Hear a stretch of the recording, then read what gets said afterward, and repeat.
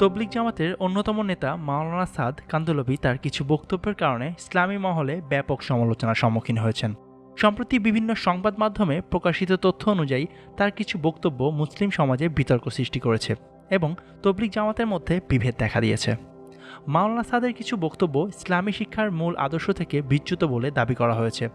তার একটি বক্তব্যে তিনি বলেন, ইসলামের প্রকৃত শিক্ষা পেতে হলে তাকে অনুসরণ করতে হবে।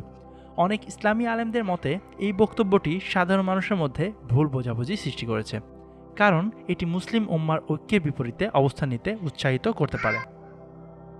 মাওলানা সাদের আরও কিছু বিতর্কিত বক্তব্য ভিডিওতে তুলে ধরা হলো, যা মানুষকে বিভ্রান্ত করেছে এবং তবলিগ জামাতকে বিভক্ত করেছে।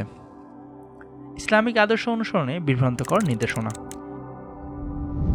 মাওলানা সাদ বলেন, ইসলামের প্রকৃত শিক্ষা পেতে হলে আমার নির্দেশনা অনুসরণ করতে হবে।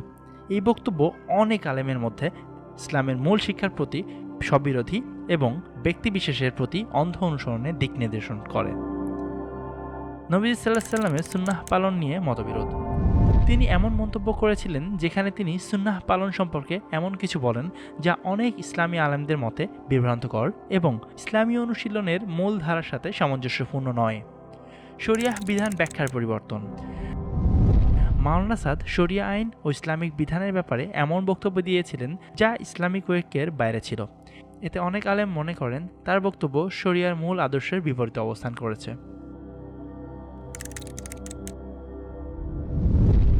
তার বক্তব্য ও উপস্থিতি নিয়ে এমন একটি পরিস্থিতি সৃষ্টি হয়েছিল যেখানে বাংলাদেশের আলেম সমাজ একজোট হয়ে তাকে বিশ্ব ইজতেমায় অংশগ্রহণে বাধা দেয়। আরেকটি বিতর্কিত মন্তব্য ছিল যেখানে তিনি ইসলামের বিধান ও শরিয়া বিষয়ে এমন কিছু বলেন যা অনেক আলেমের মধ্যে ইসলামের মূলনীতির পরিপন্থী। এর ফলে বিশ্বব্যাপী তবলিগ জামাতের বিভিন্ন অংশে বিরোধ দেখা দেয়। ভারত, পাকিস্তান ও বাংলাদেশের মতো বিভিন্ন দেশে তবলিগ জামাতের শীর্ষ নেতারা মাওলানা সাদের বক্তব্য নিয়ে উদ্বেগ প্রকাশ করেছেন। সব মিলিয়ে মাওলানা সাদ কান্ধলভির বিতর্কিত বক্তব্য ও তা থেকে উদ্ভূত পরিস্থিতিতে মুসলিম সমাজে এক গভীর আলোচনার জন্ম দিয়েছে। এটি মুসলিম সম্প্রদায়কে আরও সতর্ক হতে এবং ধর্মীয় ঐক্য রক্ষায় সহিষ্ণু হওয়ার প্রয়োজনীয়তা মনে করিয়ে দেয়।